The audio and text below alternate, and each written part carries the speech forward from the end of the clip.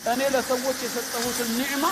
አልቀይረውም እኮ ነው አልወስደውም አላነሳውም حتى يغيروا ما بأنفسهم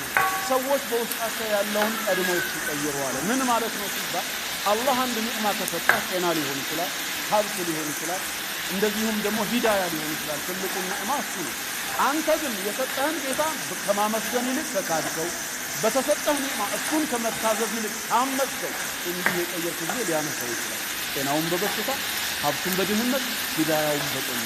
አንተ ግን ካልቀየርክስ በተሰጠህ አመስጋኝ ሆነ እሱ በሚወደው መንገድ የምትገለገልበት ሆነ መቼም አልቀየርም ማለት ታዲያ እነዚህ ልባቸው የተዘጉ ሰዎች ለምን ተለወጣችሁበት ከነሱ በኩል አመስጋኝነት ታዛዥነት ቀረ ከሃዲነትና